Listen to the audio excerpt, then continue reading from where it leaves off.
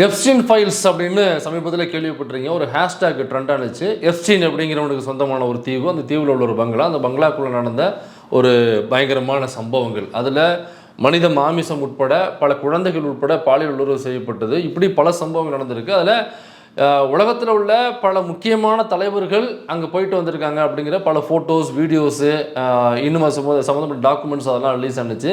இன்னும் ரிலீஸ் ஆகாத லட்சத்துக்கும் மேற்பட்ட ஃபோட்டோக்களும் வீடியோக்களும் டாக்குமெண்ட்ஸுகளும் இருக்குது.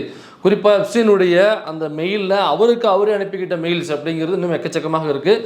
அதில் மோடியை பற்றிய குறிப்புகளும் இருக்கிறது அப்படின்னு அந்த தகவல்கள். இது ஒரு பக்கம் இருந்தாலும் 4 நாளைக்கு முன்னாடியே டொனால்ட் ட்ரம்ப் அவர்கள் பேசும்பொழுது மோடி என்னை ரொம்ப லவ் பண்ணுற அப்படி இல்லைன்னு வச்சுக்கோங்க, மோடியினுடைய அரசியல் வாழ்க்கையே நான் குளிதோண்டு போட்டு புதைச்சிருவேன், அழிச்சிருவேன், ஒழிச்சிருவேன் அப்படின்னு ஒரு ப்ரெஸ் மீட்டில் பேசியிருக்காப்புல.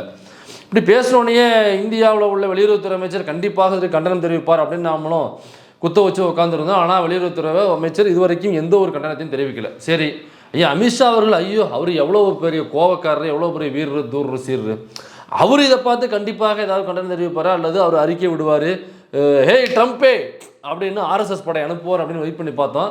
ஆனால் அங்கேருந்தும் ஒரு மூச்சு காற்று கூட வரல இதுக்கு எதிராக. சரி இவங்கெல்லாம் விடுங்க, நம்ம மோடிஜி 56 இன்ச்சு மார்பள உள்ளவர், அவரு சும்மா விடுவாரா அப்படின்னு பார்த்தோம்னாக்கா அவரு சும்மா தான் விட்டுட்டாரு. அமெரிக்காக்காரன் பயப்படுறான் நம்மளை பார்த்து. இவ்வளோ பெரிய மேட்டர் நடந்திருக்கு, ஒருத்தன் கூட வாயை திறக்கலையா? எங்க நாட்டினுடைய பிரைம் மினிஸ்டர் இப்படி இன்னொரு நாட்டு பிரைம் மினிஸ்டர் இவ்வளவு இழிவாகவும் தரக்குறைவாகவும் பேசுறானே, இவ்வளவு அவமானகரமா பேசுறானே, மானங்கட்ட கேள்வி கேட்கிறானே அப்படின்னு நாம தான் கத்திக்கிட்டு இருக்கோம். ஆனா இதை விட்டு பிஜேபியோ ஆர்எஸ்எஸோ அங்குள்ள அஃபீஷியல்ஸோ இதுவரை ஒரு மூச்சு காற்றை கூட விடவில்லை, ஒரு கண்டன அறிக்கை கூட வரவில்லை. அப்போ அந்த எப்ஸ்டீன் ஃபைல்ஸில் மோடியினுடைய பெயர்கள் குறிப்பிடப்பட்டிருக்குன்னு சொன்னதை வச்சுக்கிட்டு இவர் மிரட்டுறாருன்னு நீங்கள் நினைக்கலாம். ஆனால் நீங்கள் நினைச்சது சரியா இல்லையா அப்படிங்கிறதா இந்த வீடியோவில் நம்ம பார்க்க போறோம். இன்னைக்கு இன்டர்நேஷனல் கம்யூனிட்டியில இந்தியாங்கிறது எவ்வளவு பெருமையா நெஞ்சிருக்கு சொல்றான். அப்போ அமெரிக்காக்காரன் பயப்படுறான் நம்மளை பார்த்து. எப்ஸ்டீன் ஃபைல்ஸ் நிறைய பேர் பேசிட்டாங்க, நீங்க இதை பார்த்துருப்பீங்க. அந்த எப்ஸ்டீன் ஃபைல்ஸ் அப்படிங்கிறது, எப்ஸ்டீன்கிற ஒருத்தவன் ரொம்ப மோசமான ஒரு ஆள், இருக்கிறதுலேயே வாழவே தகுதி இல்லாத ஒரு நபர் அப்படின்னு சொல்லக்கூடிய பல மோசமான அயோக்கியத்தனமான பொறுக்கித்தனமான வேலைகளை செஞ்சவன் தான் அந்த எப்ஸ்டீன். இவ்வளவே சுற்றி வளைச்சிட்டு ஒரு சீமான் மாதிரியான ஒரு நபர்னு வச்சுங்களேன். அந்த ஒரு சீமான்னு வச்சுக்கோங்க. அவன் அந்த ஊரில் ஒரு குட்டி தீவை ஒன்று வாங்குறான். அந்த தீவுக்குள்ளே உள்ள ஒரு பங்களா, அது அவனுடைய பங்களா. அந்த பங்களாக்குள்ளே ஹெலிகாப்டரை வச்சு அங்கேருந்து ஆட்டில் கொண்டு வர்றான். அது மட்டும் இல்லாமல் அங்கே குழந்தைகள் உட்பட பல பெண்கள், அவங்கள உள்ள அவங்க பாலியலாக பயன்படுத்துவதற்காக அந்த குழந்தைகள் உட்பட பல பெண்களை உள்ளே அடைச்சி வச்சுருக்கான். இப்போ வெளிநாட்டில் உள்ள பல தலைவர்கள், அங்கே யூஎஸ்லையாக இருக்கட்டும் அல்ல யூஎஸ் இல்லாத வெளிநாடுகளில் உள்ள தலைவராக இருக்கட்டும், எல்லாரையுமே அந்த இடத்துக்கு ஒரு ஸ்பெஷல் அப்பாயின்மெண்ட் கொடுத்து வர வைக்கிறாங்க. அந்த இடத்த ஒரு பிஸ்னஸ் மீட்டிங்காகவும் அல்லது இரு நாடுகளுக்கிலேயே அஃபீஷியல் இல்லாமல் அன்அஃபிஷியலாக பேசுவதற்கான தகவல்களை கொள்வதற்காகவும் ஒரு இடமாக அங்கே பயன்படுத்திக்கிறாங்க. மைக்கேல் ஜாக்சன் போனதாக வீடியோக்கள் வந்திருக்கு. இன்னும் பல தலைவர்கள் அங்கே போயிருப்பதாக சில வீடியோக்களில் பார்க்கும்பொழுது இவங்கெல்லாம் உட்காந்துருக்காங்க, அல்லது அவங்க பேசின ஆடியோஸ் ஷேர் ஆகிருக்கு, அவங்களுடைய ஃபோட்டோஸ் ஷேர் ஆகிருக்கு. இப்படி பல தலைவர்களுடைய photos, videos, audios, documents, photos இதெல்லாம் ஷேர் ஆகிருக்கு நம்ம பார்த்தோம். ஸோ அந்த எப்ஸ்டீன் என்னன்னாக்கா, அந்த எப்ஸ்டீனுடைய முக்கியமான தொழில் என்ன அப்படின்னா, அவன் ஒரு இந்த பெரிய பெரிய பிஸ்னஸ் மேன்ஸ் இருப்பாங்கள்ல, அவங்களுக்கு அந்த தொழிலில் எப்படி முன்னேறுவது, இந்த பணத்தை எங்கே கொண்டு போய் நீங்கள் இன்வெஸ்ட் பண்ணலாம், அப்புறம் இந்த பணத்தை எப்படி வட்டி குறைவாக இங்கே இருக்கும் இங்கே கொண்டு போய் போடுங்க, இங்கே உங்களுக்கு வட்டி அதிகமாக இருக்கும் இதில் இன்வெஸ்ட் பண்ணுங்கள், இந்த இடத்துல நீங்கள் இன்வெஸ்ட் பண்ணிங்கனாக்கா நீங்கள் டேக்ஸ் கம்மியாக கட்டலாம், அல்லது இதில் இன்வெஸ்ட் பண்ணிங்கனாக்கா நீங்கள் டேக்ஸே இல்லாமல் இன்வெஸ்ட் பண்ணலாம் அப்படின்னு ஒரு ஐடியா கொடுக்குற ஒரு நபராகத்தான் எப்ஸ்டீன் இருந்திருக்கு. நம்ம ஊரில் சொல்ல போனோம்னாக்கா இந்த சிஏன்னு சொல்லிட்டு இருப்பாங்க, சார்ட்டர்ட் அக்கௌண்ட் படிச்சுருப்பாங்கல்ல, அவங்க பண்ணுற வேலை தான். அதாவது பணக்காரவங்க சம்பாரிச்சதை அரசாங்கத்துக்கு தெரியாமல் எப்படி ஒழிச்சு வைக்கிறது, அல்லது டேக்ஸ் கட்டாமல் எப்படி அதை ஏமாற்றி, அதான் அந்த புலி படத்துக்கு டேக்ஸ் கட்ட வேண்டியதை ஏமாற்றி ஒழிச்சு வச்சாங்களே, அந்த மாதிரி எப்படி ஒழிச்சு வைக்கிறது அப்படின்னு சொல்லி கொடுக்குறது ஒருத்தர் இருப்பாங்க. அதுக்கு ஒரு படிப்பு இருக்குது, அந்த படிப்புக்கு பேர் சார்ட்டர்ட் அக்கௌண்ட்டு. அதே மாதிரி ஒரு சார்ட்டர்ட் அக்கௌண்ட்டு தான் அங்கே எப்ஸ்டீன் அப்படிங்கிற அந்த அயோக்கிய நாய், அந்த பொறுக்கி. ஸோ அங்கே பார்த்தீங்கன்னாக்கா மனித உடல்களை சமைத்து உண்ணக்கூடிய அந்த நரமாமிசம் சாப்பிடுவதுன்னு சொல்லுவாங்கள்ல, அந்த நரமாமிசம் அங்கே சமைத்து பரிமாறப்படுவதாக சொல்கிறாங்க. அது மட்டும் இல்லாமல் சின்ன சின்ன குழந்தைகளை பாலியலாக துன்புறுத்தல் வேலைகள் செய்வது அப்படிங்கிறது அங்கே நடக்குது.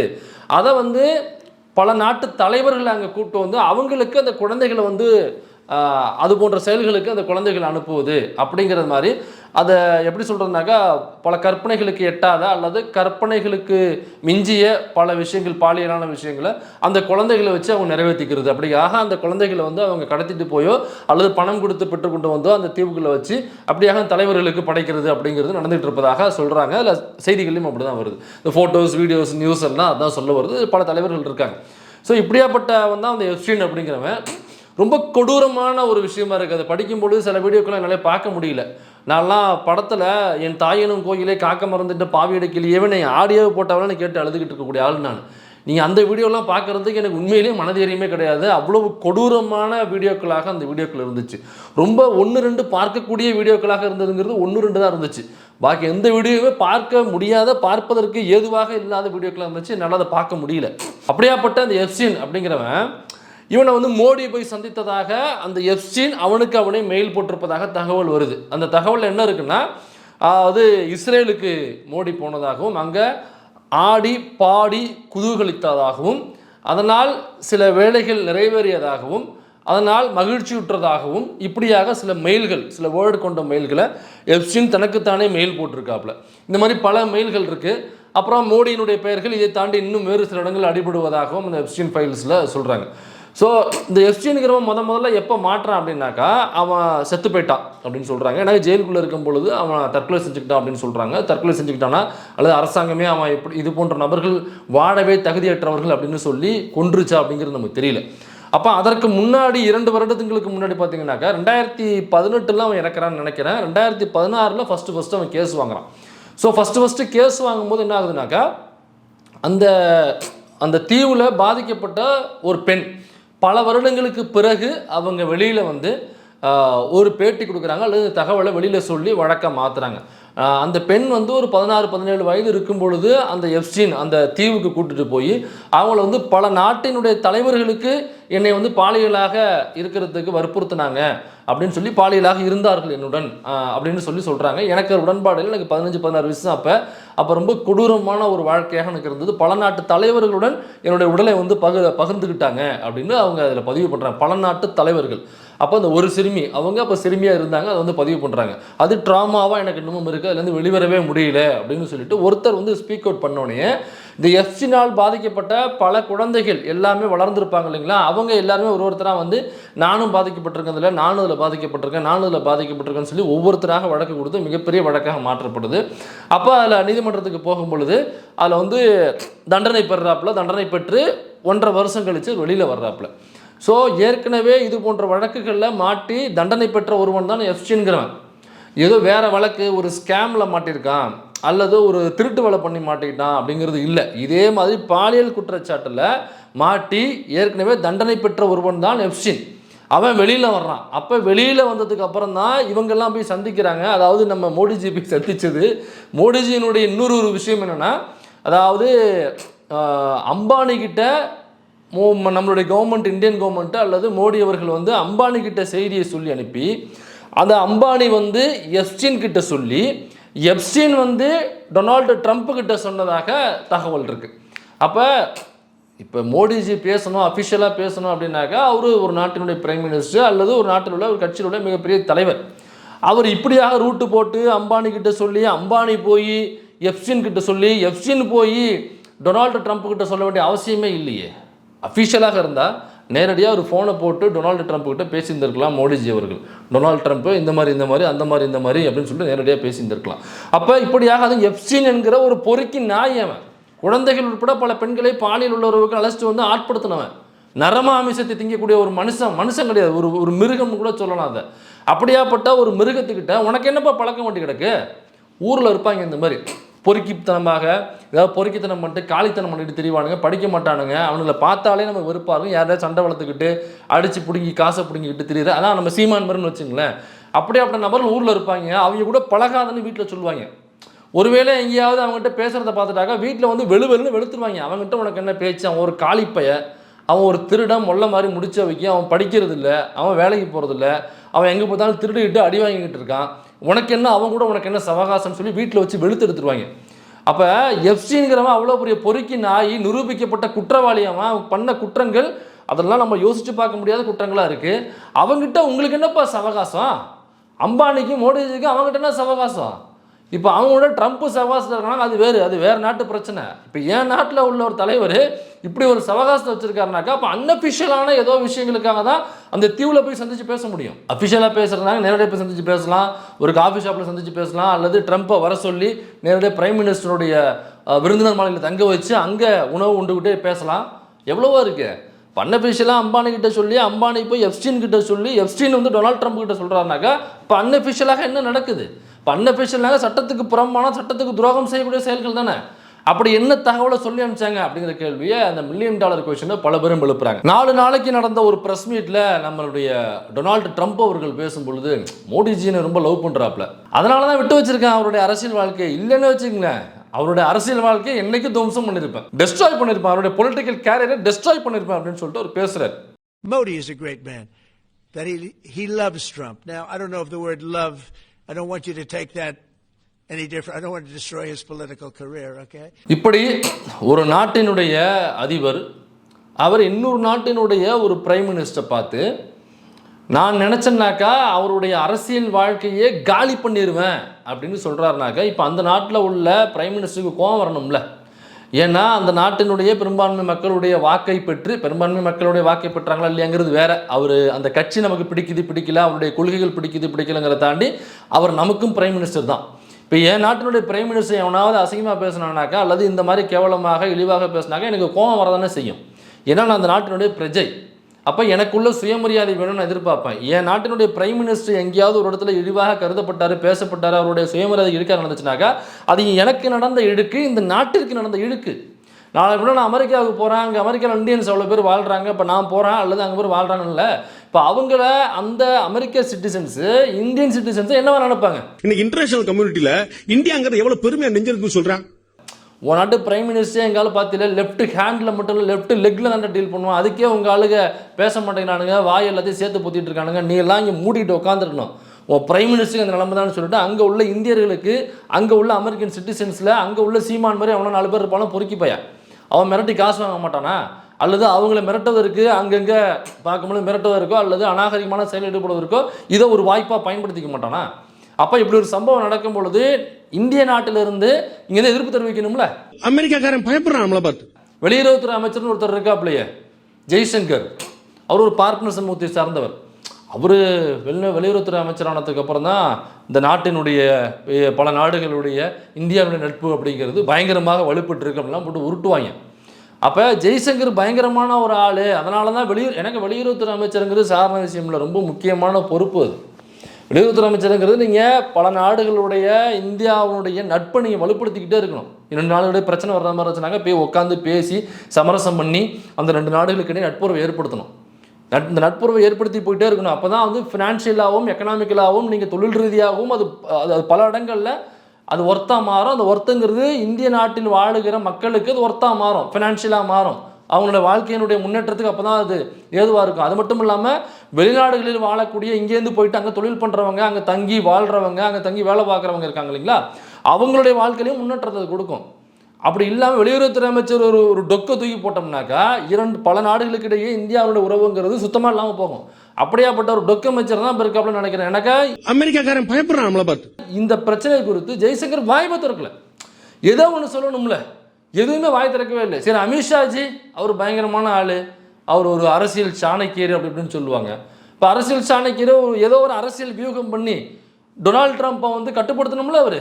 பட் இந்த அத்தனை வரையும் கன்வின்ஸ் பண்றதுக்கு மோடி டூர் போறாருன்ட்டாங்க. டொனால்ட் ட்ரம்ப்பை கட்டுப்படுத்துறத விடுங்க, அங்கேருந்து ஒரு அறிக்கை, ஒரு கண்டனம், இப்படி நீங்கள் அட்லீஸ்ட் நீங்கள் இப்படி பேசியிருக்க கூடாது ட்ரம்ப் ஜி அப்படிங்கிற ஒரு வார்த்தையாவது ஒன்றுமே இல்லையே.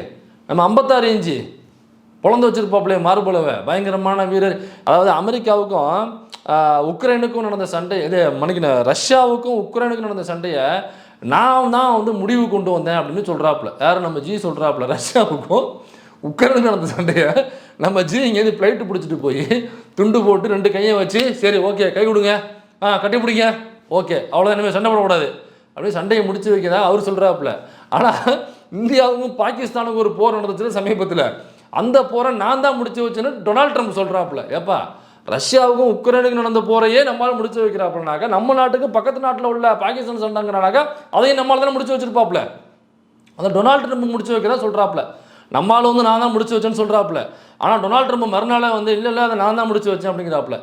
இல்லை டொனால்டு ட்ரம்ப் சொல்கிறது பொய், அதை வந்து மோடிஜி ஆகிய நான் தான் முடித்து வைத்தேன், அல்லது எங்களுடைய பிரைம் மினிஸ்டர் மோடிஜி தான் முடிச்சு வச்சார் அப்படின்னு வெளியுறவுத்துறை அமைச்சர் தான் சூர் நம்ம ஜெய்சங்கர் அவராவது வாய் திறந்து சொல்லணும், இல்லை அமித்ஷாவது சொல்லணும்ல, இது வரைக்கும் சொல்லவே இல்லையே. ஒரு மனுஷன் தூங்காம கொள்ளாம நாயா பையன் நாடா சுத்திட்டு வந்து நாட்டோட பாதுகாப்பையும் வளத்தையும் பெருமையும் கூட்டிட்டு இருந்தா ஏதோ 1-2 இடத்துல கூட இல்லைங்க. அவர் டொனால்டு ட்ரம்ப் அவர் என்ன பண்றாப்புல, வாடகை சைக்கிள் எடுத்துட்டு உள்ளூர் வெளியூர் அசலூர் எங்க பார்த்தாலும் போய் சொல்றாப்புல, அட அந்த போரை நான் தாங்க நிப்பாட்டி வச்சேன். அட நீங்க வேற பாகிஸ்தான் இந்தியா போர் நான் தானே போய் நிப்பாட்டி வச்சேன். நான் ஒரு வார்த்தை சொன்னா போதுமே, ஒரு கோடை கழிச்சனாங்க மோடி தாண்ட மாட்டாப்லையே. ஊரு புறாவை சொல்லிட்டு வர்றாப்புல நம்ம டொனால்டு ட்ரம்ப். இன்னைக்கு இன்டர்நேஷனல் கம்யூனிட்டியில இந்தியாங்கிறது எவ்வளவு பெருமையா நெஞ்சிருக்குன்னு சொல்றான். இப்போ இப்படியாப்பட்ட ஒரு டொனால்டு ட்ரம்ப்பை நீங்க இந்த இடத்துலையும் கண்டிக்க மாட்டேங்கிறீங்க, அல்லது மறுப்பு தெரிவிக்க மாட்டேங்கிறீங்க. அப்புறம் அவர் வந்து ரொம்ப லவ் பண்ணுறாரு, அவர் வந்து என்னை எங்கேயாவது பகச்சுக்கிட்டாரில் எதிர்த்து பேசினாருனாக்கா அவருடைய அரசியல் வாழ்க்கையை நான் சிதைச்சிருவேன்னு சொல்லும் பொழுதும் நீங்கள் எதிர்ப்பு தெரிவிக்க மாட்டேங்கிறீங்கன்னா, அப்போ அமெரிக்காக்காரன் பயப்படுறான் நம்மளை பார்த்து. அப்போ பார்க்குறவங்களுக்கு எப்ஸ்டீன் ஃபைல்ஸில் ஐயாவுடைய பேர் இருக்குமோ அப்படிங்கிற சந்தேகம் வருமோ வராதா? ஒருவேளை ஐயா மோடிஜி அவர்கள் நம்ம அந்த புதுசாக கட்சி ஆரம்பிச்சிருக்காப்லையே, ஒரு மடக்கு ஊதியம் ஆரம்பிச்சிருக்கு, ஒருவேளை அந்த தாவேகா கட்சி மாதிரி நினச்சிட்டாரு போல், தாவேகா கட்சி மாதிரி இருப்பார் போல்ற நம்ம மோடிஜி. ஏன்னா ஏங்க இப்படி பேசுகிறாங்களா அமெரிக்காக்காரவங்க டொனால்டு ட்ரம்ப், அவங்களுக்கே எதிர்ப்பு தெரிவிக்கல. அவங்க களத்திலே இல்லை பாஸ், களத்தில் இருந்தாலும் நம்ம பேச முடியும். களத்தில் யார் இருக்கிறார்களோ அவர்களுக்கு சரி, களத்தில் யார் இருக்கா, அதான் காங்கிரஸ் இருக்குது, அவங்ககிட்ட தான் நாங்கள் பேசுவோம். நாங்கள் டொனால்டு ட்ரம்ப் களத்திலே இல்லையே, நாங்கள் என்னத்துக்கு பேசணும்? இந்த டொனால்டு ட்ரம்ப்பு ஒன்றும் இல்லை, அந்த சைனா இருக்குது, சைனாக்காரனுக்கு வரி விதிக்கிறாங்க 25% வரி அப்படிங்கிறாங்க. அவன் என்ன பண்ணுறான், சைனாக்காரன் மறுநாள் 50% நான் உனக்கு வரி விதிக்கிறாங்கிறான். உடனே டொனால்டு ட்ரம்ப் 75ங்கிறாப்புல, அவர் 100ங்கிறாப்புல, 125 150 என்ன ஏழமாட விடுறீங்க, போகிறாங்க 150 200 300ன்னு போடுறாங்க. அதுக்கப்புறம் என்ன பண்ணுறான் டொனால்டு ட்ரம்ப், சரி ஓகே இவன் கோவப்படுறான், நம்ம நினச்சது மாதிரி இல்லை, சரி ஓகே அவன் கடையை மூடினானாக்கா அவன் கடிமை, கடையை மூடலைன்னா நாம் அவனுக்கு கடிமை, ஓகே ரைட், ஓகே சைனா யார் ஃப்ரெண்ட்ஸ், ஓகே நம்ம என்ன பண்ணுவோம், நம்ம ஃபஸ்ட்டு நம்ம என்ன வரி வச்சுருந்தோமோ அந்த வரியை வச்சுப்போம், மேட்ச் ட்ரா அப்படின்ட்டு வந்துட்டோம். சரி, சைனாக்காரன் ஒரு பெரிய நாடு, அவன் வந்து பயங்கரமான இராணுவத்துலேருந்து அவன் டெக்னாலஜிலேருந்து எல்லாத்தையுமே வந்து பல நாடுகளோட போட்டி போடக்கூடிய அளவில் பயங்கர ஒரு டஃப்பான ஒரு கண்ட்ரி. ஓகே, அதனால் அமெரிக்காவுக்கு அவங்களுக்கு பயங்கர டஃப் இருக்குது அப்படின்னு நீங்கள் சொல்லலாம். அந்த அளவுக்கு நம்மக்கிட்ட இல்லைங்க அப்படின்னு சொல்ல வரீங்களா? என்னக்கா நம்ம என்ன சொல்கிறா அப்படின்னா, சைனாக்காரனை நான் தான் அரட்டி விரட்டி வச்சுருக்கேன் அப்படிங்கிறாப்புல. அந்த சைனாக்காரனை அமெரிக்காக்காரனை விரட்டுறான். அப்புறம் நீங்கள் எதுக்கு பாஸ் அமெரிக்காக்காரனுக்கு பயப்படணும்? அப்போ அமெரிக்காக்காரன் பயப்படுறான் நம்மளை பார்த்து. சைனாக்காரனை உங்களை பார்த்து பயப்படும் பொழுது சைனாக்காரனுக்கு ரஷ்யா அமெரிக்கா பயப்படுறான். அப்போ நீங்கள் ஈஸியாக அமெரிக்கா மிரட்டலாம்ல. சரி, இதை கூட ஓரம் விட்டுலாம். இந்த வரியை வந்து இங்கே விதிச்சாப்புல, இது இந்தியாவுக்கு வந்து வரி விதிச்சாப்புல பயங்கர 25% 50% வரி போட்டாப்புல இங்கேருந்து ஏற்றுமதி செய்கிற பொருட்களுக்கு. ஆனால் அங்கேருந்து இங்கே இறக்குமதி செய்கிறோம்ல அமெரிக்க பொருட்களை, அதுக்கு 0%, அதுக்கு வரி கிடையாது. அமெரிக்காவிலேருந்து இந்தியாவுக்குள்ளே இறக்குமதி செய்கிற பொருட்களுக்கு டேக்ஸ் வந்து 0. இங்கேருந்து பொருட்களை அமெரிக்காவுக்கு ஏற்றுமதி செய்கிறோம்ல அதுக்கு 50% அடிச்சு விட்டாப்புல, 50-25 அடிச்சு விட்டாப்புல. இதனால இந்தியாவில் உள்ள ஒட்டுமொத்தமாக எவ்வளோ தெரியுமா, அந்த பின்னலாடைகள் மட்டும் எனக்கு தெரிஞ்சு தமிழ்நாட்டில் உள்ள பின்னலாடைகள் மட்டும் நினைக்கிறேன் 45,000 கோடி என்னமோ, ஒட்டுமொத்த இந்தியாவா தமிழ்நாடான எனக்கு சரியாக நினைவு இல்லை, 45,000 கோடி வந்து லாஸ். அது பார்த்தீங்கன்னா ஒரு கம்பெனிக்கு மட்டுமே ஒரு நாளைக்கு ஏற்றுமதி செய்யக்கூடியதில் 45 கோடி, கிட்டத்தட்ட அது கடந்த 90 நாட்கள்லையோ 9 நாட்கள்லையோ சொல்லுவாங்க, 9 நாட்கள் நினைக்கிறேன், 90 நாளில் கடைசி 90 நாளில் பார்த்தீங்கன்னாக்கா ஒரு நாளைக்கு ஒரு கம்பெனிக்கு 45,000 கோடி, பெரிய கம்பெனிஸுக்கு அவ்வளோ லாஸ். ஒட்டுமொத்தமாக பார்க்க போனோம்னாக்க 45,000 கோடி ரூபாய் லாஸ் அந்த ஏற்றுமதி பொருட்களுக்கு டேக்ஸ் அதிகப்படுத்துனதுனால. இப்போ அமெரிக்காக்காரன் அங்கேருந்து வரி ஏற்றும் பொழுது சைனாக்காரன் வந்து திரும்ப அவன் வரி ஏற்றினால அந்த மாதிரி அவர் இங்கே 50% வரி ஏற்றும் போது இப்போ நம்மளால் இப்போ உனக்கு நான் இறக்குமதி பண்ணுறதுக்கு 0ன்னு வச்சுருக்கேன், இப்போ நான் அதை 100ன்னு ஏற்றுறேன்னு சொல்லணுமா இல்லையா? ஏன்னா உன்னைய பார்த்தா சைனாக்காரன் பயப்படுறான், அவனே வரி ஏற்றுறாங்க பொழுது 50 போட்டாங்க 100 போடணுமா இல்லையா? நீ 200 போடணும். சைனாக்காரனே 50 100 போடும் போது உன்னைய பார்த்து சைனாக்காரன் பயப்படுறான், நீ 200ன்னு போடணும். ஆனால் என்ன பண்ணுறாப்புல மச்சி வந்து ஒரு ஜென் மனநிலைக்கு போயிட்டாப்புல. இன்னைக்கு இன்டர்நேஷனல் கம்யூனிட்டியில இந்தியாங்கிறது எவ்வளவு பெருமையா நெஞ்சிருக்குன்னு சொல்றான். அவன் என்ன வேணாலும் செய்யட்டும், நான் அவனுடைய வரியை ஏற்றவே மாட்டேன், நம்ம வந்து அன்பால் இந்த உலகத்தை வெல்ல வேண்டும் அப்படிங்கிறதுனால நான் நம்மள இவர் ஏற்றவே இல்லை. அப்புறம் பார்த்து என்ன நம்ம என்ன போட்டாலும் சண்டைக்கே வர மாட்டேங்கிறானுங்க. என்னதான் நம்ம ஒரு இடத்துல அமைதியாகவே இருக்காங்க. கண்ணு செவக்கும். ஜீவா வந்து சட்டை பாக்கெட்டை கிழிச்சு பாப்புல கோவம் வரும்னு பார்த்தா கோவமே வர மாட்டேங்குதுன்னு அவராக பார்த்து சரி போ 18% குறைக்கிறேன் உனக்கு போன்னு சொல்லி 18% அப்படின்னு வரியை மாற்றினாங்க. அப்போ அமெரிக்காக்காரன் பயப்படுறான் நம்மளை பார்த்து. அப்போ அதனாலையுமே இங்கே வந்து ஏகப்பட்ட லாஸஸ் ஆணுச்சு. குறிப்பாக இங்கே தமிழ்நாட்டில் பார்த்தீங்கன்னாக்கா திருப்பூர், கோயம்புத்தூர் இந்த ஏரியாக்கள் நிறைய பின்னலாடைகள் இருக்கும். பனியன் இந்த மாதிரியான மெட்டீரியல்ஸ் அதிகமாக ஏற்றுமதி பண்ணுவாங்க. இது முழுக்க டவுன் ஆகி போய் முழுக்க தொழிலே பாதிக்கப்பட்டு பல பேர் மூடிட்டு கிளம்பிட்டான். ஸோ அதனால் இது ஏதோ திருப்பூரில் மட்டும் இல்லை, இதே மாதிரி இந்தியாவில் எங்கெங்கெல்லாம் பின்னலாடைகள் இந்த ட்ரெஸ்ஸு சம்மந்தப்பட்ட பிஸ்னஸ் எங்கெங்கெல்லாம் நடக்குது தொழிற்சாலைகள், சூரத் எடுத்துக்கங்க. சூரத்தும் முழுக்க லாஸ் ஆகிருக்கும். இதேமாதிரி இந்தியாவினுடைய பல மூலைகளில் இந்த ஆடை உற்பத்தியில் எவ்வளவு குடும்பங்கள் நம்பி இருக்கும், அத்தனை குடும்பங்களுக்கும் ஆப்பை தூக்கி அடித்தவர் தான் நமது டொனால்ட் ட்ரம்ப். அதை பார்த்து கொண்டு ரசித்தவர் தான் நம்மளுடைய மோடிஜி அவர்கள். அப்போ இதில் என்ன பிரச்சனை ஆகுனா, இப்போ நமக்கு வந்து 18% போட்டாங்க இல்லைங்களா. இப்போ பங்களாதேஷ் இருக்குது. பங்களாதேஷ்லேயுமே டிஷர்ட் உற்பத்தி இந்த மாதிரி உற்பத்தி நிறுவனங்கள் தொழிற்சாலைகள் ரொம்ப அதிகம். சரி, இப்போ இந்தியா பெரிய நாடு, பங்களாதேஷ் ரொம்ப குட்டி நாடு. அப்போ நம்மளே வந்து ஈஸியாக பயமுத்திடுவோம் பங்களாதேஷில். அந்தளவுக்கு நம்மள்ட்ட ராணுவம் பங்களாதேஷோட அதிகமாக இருக்குது. பங்களாதேஷோட மக்கள் தொகை அதிகம், பங்களாதேஷோட நிலப்பரப்பு அதிகம், பங்களாதேஷோட எல்லாமே இங்கே அதிகம்.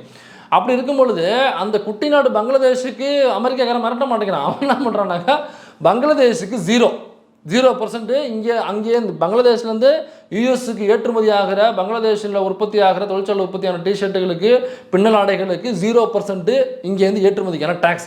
ஆனால் இந்தியாவிற்கு 18% டேக்ஸ். இப்போ இதில் என்ன நடக்கும்னா, இந்த ரெண்டு பொருளுமே அமெரிக்காவில் போய் இறங்கும். அவனுக்கு 0% டேக்ஸு, நமக்கு 18% டேக்ஸு. அப்போ இங்கேருந்து போகும்பொழுது ரெண்டுத்துக்குமே அந்த உற்பத்திக்கான தொகை அப்படிங்கிறது, ஃபார் எக்ஸாம்பிள் ஒரு டிஷர்ட்டுக்கு 500 ரூபான்னு வச்சுக்கோங்க. ரெண்டுமே 500 ரூபாயில் உற்பத்தியாக அங்கே போய் இறங்குது. இவனுக்கு 18% டேக்ஸ்னாக்கா 500 ரூபாயில் 18% ஒரு 100 ரூபா வச்சுப்போமே. ஃபார் எக்ஸாம்பிள் ஒரு 100 ரூபா வச்சுப்போம். அப்போ ஒரு 600 ரூபான்னு அங்கே டிஷர்ட்டை போய் விற்பான்.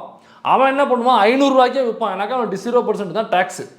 இப்போ ஒரே டிஷர்ட்டு 500 ரூபாய்க்கு பங்களாதேஷ் ப்ராடக்ட்டும், அதே டிஷர்ட்டு அதே ப்ராடக்டோட அதே குவாலிட்டியோட 600 ரூபாய்க்கு ஒரு கடையில் விற்றா நீங்கள் எங்கே போய் வாங்குவீங்க? 500 ரூபா தானே வாங்குவீங்க. இப்போ இதனால் உற்பத்தியும் பயங்கரமாக அடி வாங்கும், விற்பனையும் பயங்கரமாக அடி வாங்கும். இங்கேருந்து யூஎஸ் ஏற்றுமதி பண்ணாலும் அங்கே போய் விற்பனை அடி வாங்கும். ஏன்னாக்கா நீங்கள் இந்தியாவினுடைய டிஷர்ட்டுக்கு அதிகமாக காஸ்ட் போடணும். பங்களாதேஷுக்கான 0% தான். அவன் அவ்வளோ டேக்ஸ் போட வேண்டிய அவசியமே இல்லை, அவ்வளோ விலை போட வேண்டிய அவசியமே இல்லை. பாகிஸ்தானுக்கு 0ங்க. பாகிஸ்தானுக்கு ஏற்றுமதிக்கு 0. இந்தோ இருக்குது பாகிஸ்தான். நம்ம ஆளுங்க மிரட்டுவாங்க பாகிஸ்தானா ஆகுன்னு சொல்லிட்டு. அந்த பாகிஸ்தானுக்கு 0. இப்போ பாகிஸ்தான் டிஷர்ட் போனுச்சுனாங்க, இந்தியா டிஷர்ட் போகும்போது அவன் பாகிஸ்தான் கம்பெனி தானே வாங்குவான். எப்படி இந்தியன் கம்பெனியை வாங்குவான்? அப்போ அமெரிக்காக்காரன் பயப்படுறான் நம்மளை பார்த்து. அப்போ இந்தியாவுடைய பொருளாதாரம் எவ்வளோ வீழ்ச்சியோட, இங்கே உள்ள தொழில் சார்ந்து இயங்கக்கூடிய முதலாளிகளாக இருக்கட்டும் அல்லது தொழிலாளிகளாக இருக்கட்டும், அந்த தொழிற்சாலையாக இருக்கட்டும், எப்படி மேன்மையடைஞ்சு வர முடியும்? அப்போ இவ்வளவு டேக்ஸ் இருக்கும் பொழுது பாகிஸ்தானில் பங்களாதேஷில் உள்ள கம்பெனிஸ் தான் அமெரிக்காவில் போய் வாழுமே தவிர, இந்தியாவில் உள்ள கம்பெனிகள் நல்லா நாமமிட்டு பட்டையை போட்டு மூளையில் உட்கார வேண்டியதான். இப்போ இதற்காவது குரல் கொடுக்கணுமா இல்லையா? இப்போ ஏன் குரல் கொடுக்க முடியலன்னா, அமெரிக்காக்காரன் பயப்படுறான் நம்மளை பார்த்து. அண்டை நாடுகளோட எப்போவுமே நம்ம அதிகமான நட்புறவு கொள்ளணும். அண்டை நாடுகளோட நட்புறவு கொண்டாதான் இந்த மாதிரி அமெரிக்கா அல்லது இந்த மாதிரி பெரிய வளர்ந்த நாடுகள், வல்லரசு நாடுகள்னு சொல்கிறாங்கல்ல, இவங்கெல்லாம் இந்த மாதிரியான குறிப்பாக இந்தியா மாதிரியான நாடுகள் தான் உங்களுக்கு டார்கெட்டாக இருக்கும்.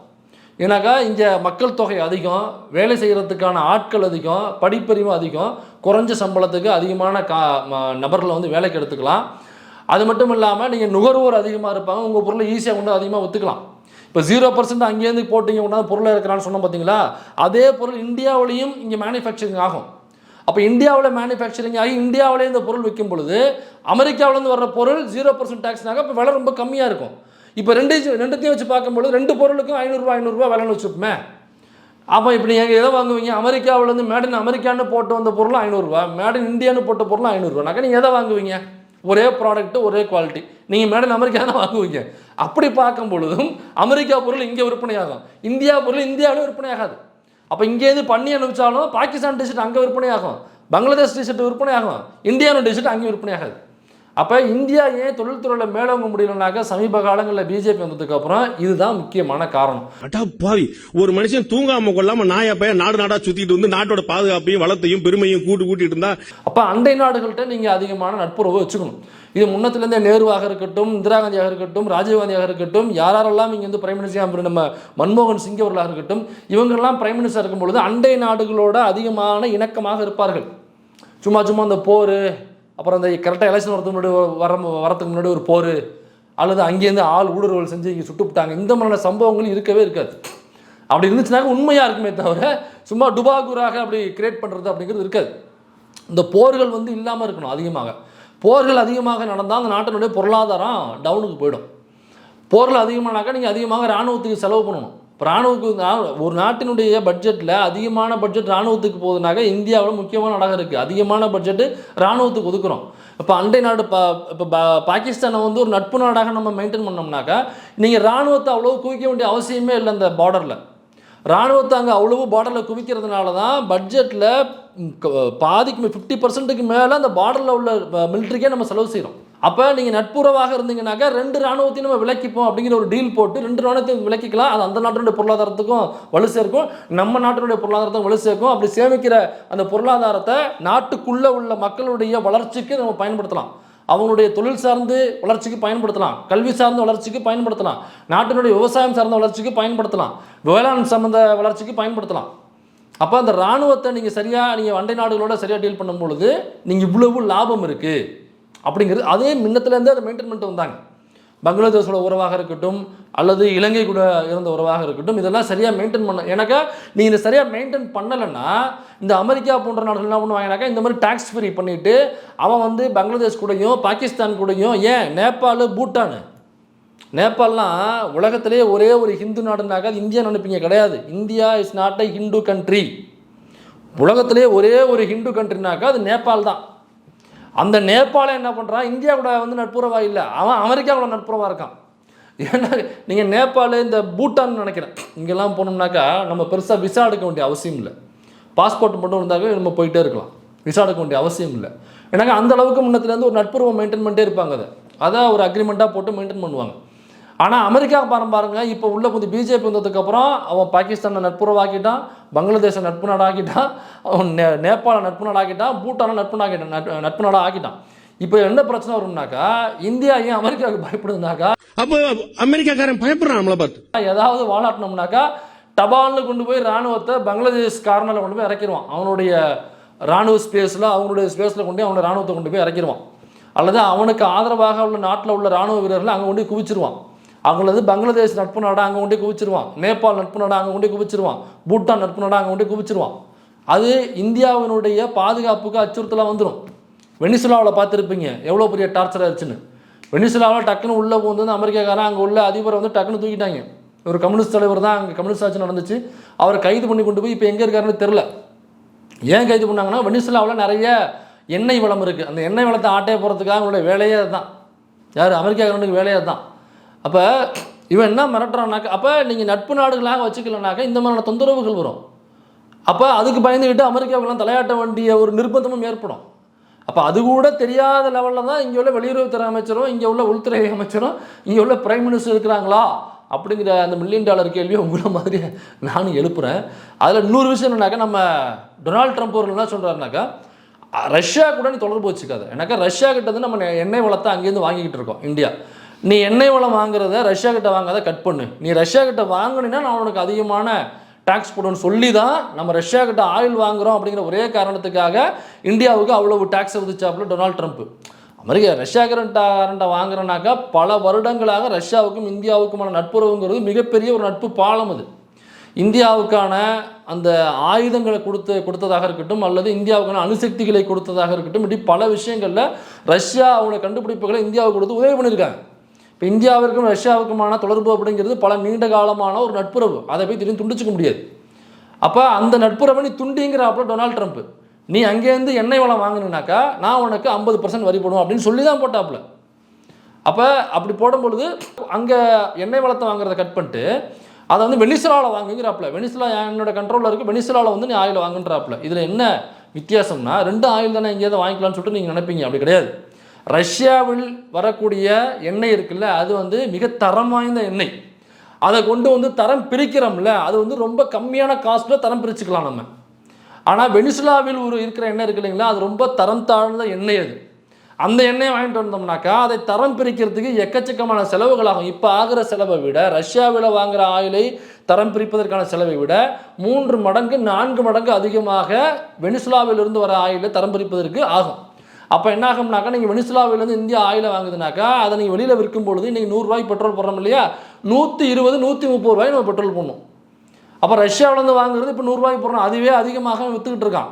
அது இதை விற்கிறோம்னாலே 70 ரூபாய்க்கு விற்கலாம், 60 ரூபாய்க்கு விற்கலாம், அதுவே 100 ரூபாய்க்கு விற்றுட்டு இருக்கானாக்கா வெனிசுலாவிலேருந்து வாங்கினாக்கா 150 ரூபாய்க்கு குறையாமல் பெட்ரோல் நமக்கு கிடைக்காது. இப்போ ஒரு நாட்டினுடைய அதிபரோ ஜனாதிபதியோ பிரைம் மினிஸ்டரோ இன்னொரு நாட்டினுடைய அதிபரை மிரட்டும் பொழுது, நான் வந்து இந்த நாட்டை நான் வந்து பொருளாதார ரீதியில் நான் வந்து முடக்கிடுவேன் அப்படின்னு சொன்னாக்கா அதில் ஒரு லாஜிக் இருக்குது. ஏன்னா அந்த நாடு வந்து நம்ம சொல்கிறத கேட்க மாட்டேங்குது, அல்லது நமக்கு பிடிக்காத நாட்டோட தொடர்பில் இருக்கான், அது வந்து நமக்கு ஆபத்தாக மாறும். எனக்கு பக்கத்து நாட்டில் அவன் இருக்கான், இவன் அவங்க கூட தொடர்பு வச்சாக்கா அவன் நாளைக்கு வந்து அவங்க கூட தொடர்பு வச்சு நம்மளை வந்து ஏதாவது கார்னர் பண்ணுவான் அப்படிங்கிற பயத்தில் ஒரு நாடும் ஏதோ சில வேலைகளை செய்யும் அந்த நாட்டினுடைய பாதுகாப்புக்காக, அரசாங்கத்தினுடைய பாதுகாப்புக்காக.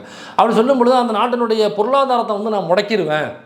ஏன்னாக்கா அந்த நாட்டுடைய பொருளாதாரம் என் கையில் தான் இருக்குது, அவன் டாலர்ஸில் தான் பிஸ்னஸ் பண்ணுறான். அப்புறம் ஏற்றுமதி இறக்குமதி எல்லாமே வந்து ஏன் கூட நட்புறவாக இருக்கிற நாடுகள் தான் அவனுக்கு ஏற்றுமதி இறக்குமதி செய்கிறாங்க. நான் சொன்னாக்கா ஒட்டுமொத்தமாக நிப்பாட்டிடுவாங்க அப்படின்னு சொல்லி மிரட்டுறாங்கனாக்கா அதில் ஒரு லாஜிக் இருக்குது, அதில் பொலிட்டிக்கலான ஒரு லாஜிக் இருக்குது.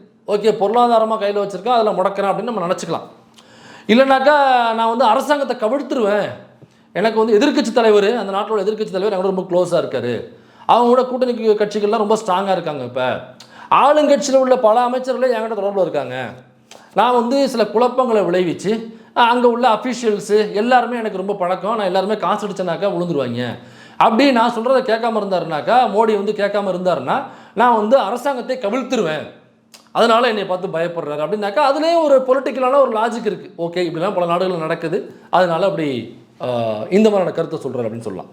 அப்படி இல்லைனாக்கா அந்த அந்த நாட்டையே வந்து நான் அழிச்சிருவேன், நான் வந்து பயங்கரமான அணுசக்தியெலாம் வச்சுருக்கேன், நான் நேரடியாக பாகிஸ்தான் நட்பு நாடாக இருக்குது எனக்கு, அல்லது வந்து பங்களாதேஷ் நட்பு நாடாக இருக்குது, அல்லது நேபாள் பூட்டான் இருக்குது, மோடி வந்து நான் சொல்கிறத கேட்கலனாக்கா அந்த நாட்டில் கொண்டு போய் இறக்கி ஒட்டுமொத்தமாக நான் இந்தியாவே அழிச்சிருவேன் அப்படின்னாக்கா, சரி ஒரு 2 நாடு கடையில் பிரச்சனை ஆகுது, அதை ஒரு நாடு இன்னொரு நாடு தாக்கிறதுக்காக சொல்கிறாங்க அப்படின்னு நம்ம அதை புரிஞ்சுக்கலாம்.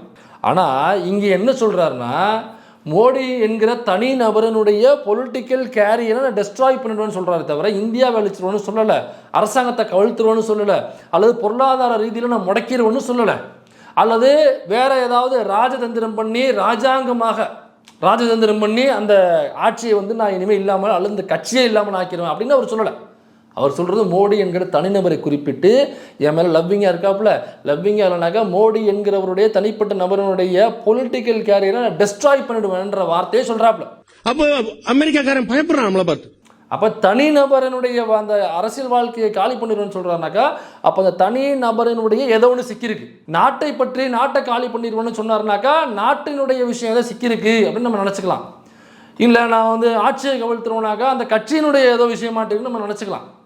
அல்லது ராஜாங்கம் சம்பந்தமான விஷயமாட்டு இருக்குது, ராஜாங்கத்தை சரி காலி பண்ணிடுவார் அப்படின்னு நம்ம நினச்சிக்கலாம். ஆனால் மோடி என்கிற தனி நபரினுடைய அந்த அரசியல் வாழ்க்கையை நான் காலி பண்ணிடுவேனாக்கா அப்போ அந்த எப்ஸ்டீன் ஃபைல்ஸில் எப்ஸ்டீன் அவர்கள் சொன்னதாக சொல்லப்படுது இல்லைங்களா, மெயில் போட்டதாக, மோடி அவர்கள் இஸ்ரேலுக்கு வந்தார், ஆடி பாடி குதூகலமாக குதூகலித்தார், அவர் நினைத்தது நடந்தது அப்படின்ற வார்த்தை இருக்குல்ல. அப்போ என்ன நடந்தது, யாருடன் ஆடிப்பாடி குதூகலித்தார், என்ன ஏதுன்னு என்ன போக்குவரத்தாக நடந்தது, அம்பானி ஏன் வந்து எப்ஸ்டீன்கிட்ட போய் சொன்னாப்புல, அம்பானிகிட்ட ஏன் மோடி சொன்னாப்புல, எப்ஸ்டீன் எதுக்கு டொனால்ட் ட்ரம்ப் கிட்ட போனாப்புல, அப்போ இந்த கான்வர்சேஷன் இந்த கம்யூனிகேஷன் என்ன நடந்துச்சு இதெல்லாம் வச்சு பார்க்கும் பொழுது அப்போ இதுக்கான டேட்டாஸ், இதுக்கான ரெக்கார்ட்ஸ், வீடியோஸ், ஆடியோஸ்லாம் ஒருவேளை எப்ஸ்டீன் ஃபைல்ஸ் சொல்கிறது மாதிரி டொனால்ட் ட்ரம்ப் கிட்ட இருக்குமோ, அந்த ஃபைல்ஸ் தான் இப்போ டொனால்ட் ட்ரம்ப் கிட்ட இருக்குமோ, அதை வச்சு ஒருவேளை மோடி என்கிற தனிநபருடைய ஃபைல்ஸாக இருந்து அதை வைத்து மிரட்டுகிறாராங்கிற சந்தேகம் வருமா வராதா? ஏன்னா அரசியல் வாழ்க்கையை டெஸ்ட்ராய் பண்ணிடுவேன் அப்படின்னு சொன்னதுக்கு அப்புறமும் அமைதியாக இருக்கிறார்கள் அப்படின்னா, நம்மளை பார்த்து பயப்படுற பங்களாதேஷ், பாகிஸ்தான் போன்ற நாடுகளுக்கே 0% வரி போட்டு இந்தியாவுக்கு 18% வரி போடும் பொழுதும் இவங்க அமைதியாக இருக்காங்கன்னா, அமெரிக்காவில் இங்கே இறக்குமதி ஆகிறதுக்கு 0% போடுன்னு சொல்லி 0% அங்கே ஆகிறதுக்கு அப்புறம், ஆனால் இங்கேருந்து அங்கே ஏற்றுமதி 12% போட்டு எல்லா விதத்துலையும் இந்தியர்களுடைய உழைப்பை உறிஞ்சி குடிக்கிற ஒரு நாடாக அமெரிக்கா மாறும் பொழுதும் ஐயா மோடிஜி அவர்கள் அமைதியாக இருக்காருன்னா அப்போ அந்த எப்ஸ்டீன் ஃபைல்ஸில் எப்ஸ்டீன் சொன்னதாக சொல்லப்படுற விஷயமாக இருக்கட்டும், அல்லது இந்த கம்யூனிகேஷன், அது என்ன கம்யூனிகேஷன் நடந்துச்சு, ஏது கம்யூனிகேஷன் நடந்துச்சு, அங்கே என்ன ஆடி பாடி குதூகலித்தார் அப்படிங்கிற அந்த சந்தேகங்களாக இருக்கட்டும். அப்போ ஒருவேளை அந்த எப்ஸ்டீன் ஃபைல்ஸை வச்சுக்கிட்டு தான் நமது டொனால்ட் ட்ரம்ப் அவர்கள் மிரட்டுகிறாரோ, அப்போ அந்த எப்ஸ்டீன் ஃபைல்ஸில் என்ன இருக்குது? ஏன்னாக்க எப்ஸ்டீனுடைய அந்த தீவில் உள்ள பங்களாக்குள்ளே நரமாமிசம் சாப்பிட்டதாக சொல்லப்படுகிறது. அங்கே போனவங்க நரமாமிசம் சாப்பிடுவாங்க, நரமாமிசம் பரிமாறப்படும்னு சொல்கிறாங்க. குழந்தைகள், சின்ன சின்ன குழந்தைகளுங்க, அதை சொல்கிறதுக்கே நம்ம ரொம்ப கூசுது. ஏன்னாக்கா அவங்க அந்த குழந்தைகளுடைய மாண்பை சிதைக்கும் வகையில் இருக்குது. அது ரொம்ப குரூரமாக இருக்குது சொல்கிறதுக்கே. அந்த மாதிரியான விஷயங்கள், சம்பவங்கள்லாம் அங்கே நடந்ததாக சொல்லப்படுது. அவரோட தொடர்பு இருந்திருக்காரு, அவரை பற்றி, மோடியை பற்றி அவர் அந்த எப்ஸ்டீன் பேசியிருக்காரு அப்படின்னா தொடர்பு இல்லாமல் இருக்குமா அப்படிங்கிறது நமக்கு தெரியல. எதிர்கட்சிகள் இப்போ தான் பேச ஆரம்பிச்சிருக்காங்க. ஏன்னா இப்போ தான் அவங்களுக்கு ஃப்ரீ டைம் கிடச்சிருக்கும். மாணிக்கம் தாக்கூர்லாம் பாருங்கள், இனிமேல் இறங்கி எப்ஸ்டீன் ஃபைலை வச்சு எப்படி மோடி கிளிக்க போகிறான்னு பாருங்கள். இந்த எலெக்ஷனில் பயங்கரமான பேச்சாளர் வேறு, அவர் மிரட்டி எடுத்துருவாப்புல. அவர் வந்து சாதாரண ஆள் இல்லை. அவருக்கு ரோசப்பட்டார்னா அவ்வளோதான் தெரியல, இந்தியாவே கொந்தளிச்சிடும். பயங்கரமான போராட்டக்காரர். கே நேருன்னெல்லாம் என்ன மாநாடு நடத்துகிறாப்புல, மாணிக்கம் தாக்கர் நடத்துவாங்க போல பாருங்கள். ஆர்ப்பாட்டம், போராட்டம், மாநாடு, ஒரு பயங்கரமான காங்கிரஸே, அதாவது ஒட்டுமொத்த இந்தியாவில் உள்ள காங்கிரஸ் தலைவர்கள் மட்டும் இல்லை, பிஜேபி தலைவர்கள், ஆர்எஸ்எஸ்காரங்க எல்லாமே பார்த்து பயப்படக்கூடிய ஒரு ஆள் தான் மாணிக்கம் தாக்கூர்னு. அவரு இப்போ களத்தில் இறங்காமல் இருக்கார், ரெஸ்ட் விட்டுருக்காப்புல. அது என்னன்னாக்கா, வியாழக்கிழமைக்கியா டுடே நோ சண்டைக்கியா, டுமாரோ வெள்ளிக்கிழமைக்கியா மாமியார் இறந்துட்டாங்கக்கியா, மாமியார் நினைவு நாளைக்கியா, அதனால் வெள்ளிக்கிழமை நோ சண்டைக்கியா அப்படிங்கிறதுனால வாரத்தில் 7 நாளும் ஒரு கியா வச்சுருக்காரு. அதனால சட்டப்படாமல் இருக்கார் பிஜேபி கூட. இல்லை இப்போ வாரம் 7 நாள் இல்லை, 8வது நாள் ஒன்று இருக்குன்னு நீங்கள் சொல்லி பாருங்கள். இந்த அரசாங்கம் ஒன்று சொல்லணும், 7 நாளில் 8வது நாள் ஒன்று புதுசாக கொண்டு வர சொல்லுங்கள். அன்னைக்கு பார்ப்பீங்க எங்கள் அண்ணன் மாணிக்க தாக்கூர் யார் அப்படிங்கிறது. அல்லது பிப்ரவரிக்கு 31ஆம் போடியா, அன்றைக்கி 30, 31 போட்டு பாரு, பிப்ரவரிக்கு அன்னைக்கு பார்ப்பீங்க எங்கள் மாணிக்க தாக்கூர் யாருன்ட்டு. அதனால் இந்த எப்ஸ்டீன் ஃபைல்ஸ் இப்போ தான் அவங்க எடுத்து பார்க்க ஆரம்பிச்சிருக்காங்க, பேச ஆரம்பிச்சிருக்காங்க. இவ்வளவு கேள்விகள் நமக்குள்ளே இருக்குது. அதனால தான் நம்மளது மோடிஜி அவர்கள் இவ்வளோ பேச அமைதியாக இருக்காரா அப்படிங்கிற $1 மில்லியன் கொஸ்டினை உங்கள்கிட்டே கொடுத்துட்றேன்.